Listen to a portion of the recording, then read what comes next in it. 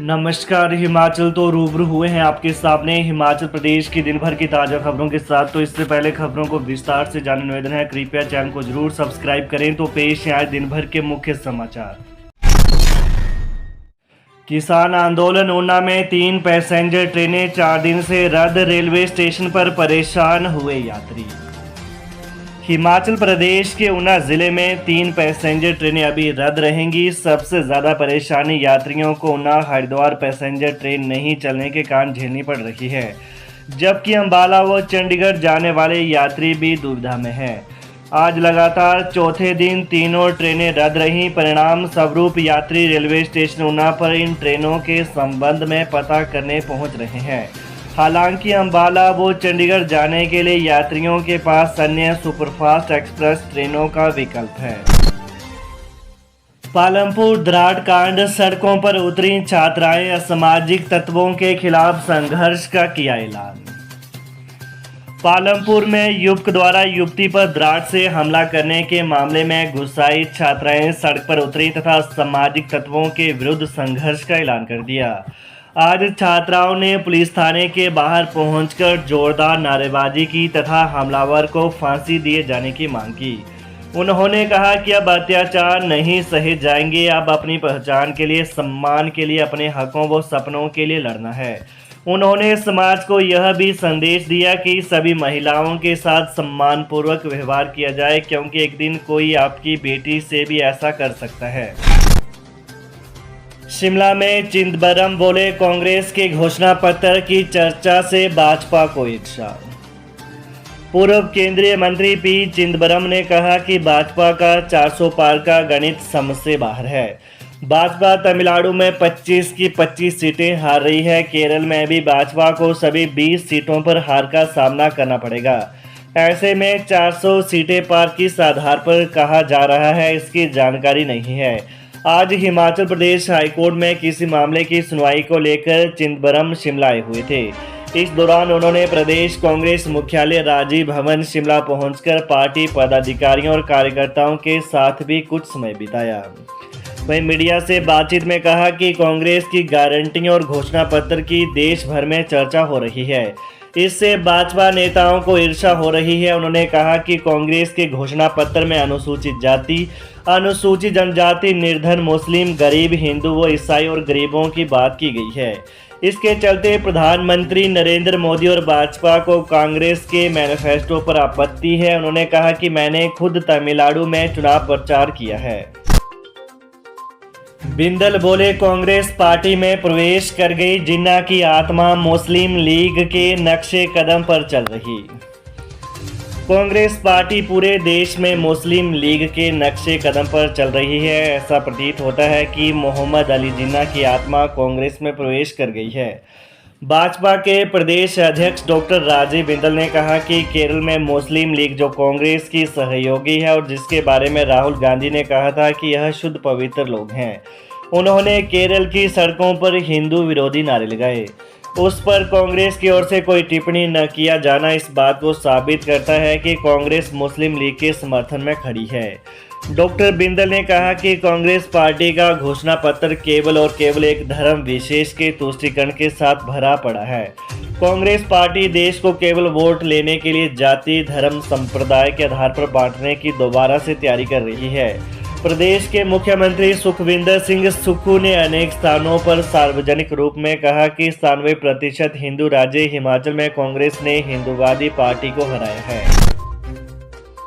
हिमाचल विश्वविद्यालय PG degree course BTech के 5 कोर्सों में प्रवेश के लिए भी खुला पोर्टल। हिमाचल प्रदेश विश्वविद्यालय के इंजीनियरिंग संस्थान university institute of technology UIT ने शैक्षणिक सत्र 2024-25 में 5 बीटेक कोर्स में प्रवेश के लिए शेड्यूल जारी कर दिया है। प्रवेश के लिए आवेदन को पोर्टल खोल दिया गया है। 30 मई तक ऑनलाइन आवेदन कर सकेंगे। All India Council for Technical Education के अप्रूव बीटेक के 5 कोर्स बीटेक और बीटेक ऑनर्स कोर्स में BTech IT, BTech computer science engineering, civil engineering, electrical engineering और बीटेक इलेक्ट्रॉनिक्स एंड कम्युनिकेशन की कुल 395 सीटों के लिए प्रवेश प्रक्रिया पूरी की जाएगी। इनमें हर कोर्स की 60 और 19 ओवर एंड अबव प्रति कोर्स सीटें भरी जानी है। इन कोर्स में प्रवेश के लिए 16 जून को प्रवेश परीक्षा होगी। अप्रैल में सामान्य से 21% कम बरसे, बादल जाने एक सप्ताह तक का मौसम पूर्वानुमान। हिमाचल प्रदेश में 21 से 22 अप्रैल तक सामान्य से 21% कम बादल बरसे। इस अवधि में प्रदेश भर में 37.8 मिलीमीटर बारिश दर्ज की गई। 47.9 मिलीमीटर बारिश को सामान्य माना गया है। प्रदेश के सभी जिलों में 1 से 22 अप्रैल तक सामान्य से कम बारिश हुई। 1 मार्च से 22 अप्रैल तक प्रदेश में सामान्य से 9% अधिक बारिश हुई है। मौसम विज्ञान केंद्र शिमला की ओर से आज भी कई भागों में बारिश की संभावना जताई गई है। जयराम ठाकुर बोले, हिमाचल में 5 साल बाद सरकार बदलने का बदल जाएगा रिवाज। हिमाचल प्रदेश में 5 साल बाद सरकार बदलने का पुराना रिवाज भी इस बार लोकसभा चुनाव के साथ बदल जाएगा। लोकसभा चुनाव में जहां केंद्र में भाजपा की सरकार बनेगी, तो वहीं प्रदेश में कांग्रेस की सरकार भी 15 माह के कार्यकाल में ही बदल जाएगी। यह बात पूर्व मुख्यमंत्री एवं नेता प्रतिपक्ष जयराम ठाकुर ने चंबा में भाजपा पन्ना प्रमुख सम्मेलन में कही। उन्होंने कहा कि देश की जनता ने जहां केंद्र में नरेंद्र मोदी को तीसरी बार प्रधानमंत्री बनाने का मन बना लिया है, उसी प्रकार प्रदेश में कांग्रेस की दमनकारी नीतियों से भी जनता और कांग्रेस के नेता परेशान हैं। इंसानियत हुई शर्मसार, शिमला में 4 साल की मासूम से हैवानियत की हदें पार। हिमाचल प्रदेश की राजधानी शिमला से इंसानियत को शर्मसार करने वाला मामला सामने आया है। यहां 4 वर्ष की एक मासूम बच्ची के साथ दुष्कर्म की वारदात को अंजाम दिया गया है। घटना के बाद से मासूम डरी और सहमी हुई है तथा पुलिस को कुछ भी बताने की स्थिति में नहीं है। पुलिस ने पीड़िता के पिता की शिकायत पर शिमला के सदर थाना में मामला दर्ज कर जांच शुरू कर दी है। जानकारी के अनुसार मामले का खुलासा तब हुआ जब पीड़िता को प्राइवेट पार्ट में तेज दर्द होने पर परिजनों द्वारा अस्पताल ले जाया गया। डॉक्टरों ने जब उसका चेकअप किया तो उनके भी होश उड़ गए। उन्होंने पीड़िता से दुराचार होने की बात कही। मुख्यमंत्री सुक्खू बोले, पालमपुर में हुए हमले को मुद्दा बनाकर राजनीतिक रोटियां सेक रही भाजपा। भाजपा पालमपुर में बिटिया पर हुए जानलेवा हमले के मामले में राजनीतिक रोटियां सेकने का प्रयास कर रही है। अगर कंगना रनौत को खर्च उठाना था तो आपदा केस में जब आमिर खान ने 25 लाख हिमाचल को दिए थे, उस वक्त चुनाव लड़ने वाली हिमाचल की बेटी को प्रदेश का दर्द जानना चाहिए था।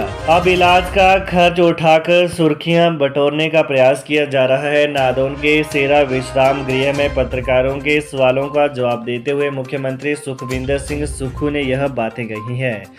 सीएम सुक्खू ने मंडी संसदीय क्षेत्र से भाजपा प्रत्याशी कंगना रनौत के हमले में घायल बिटिया का खर्च उठाने के बयान पर यह प्रतिक्रिया दी है।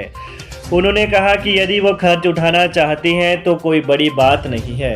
सरकार पहले ही घायल बिटिया के इलाज का खर्च उठाने का निर्णय ले चुकी है, लेकिन भाजपा इस मुद्दे पर राजनीतिक रोटियां सेक रही है। तो ये रही हिमाचल प्रदेश के दिन भर की प्रमुख खबरें। तो ताज़ा खबरों को जानने के लिए कृपया चैनल को अभी सब्सक्राइब करें। धन्यवाद।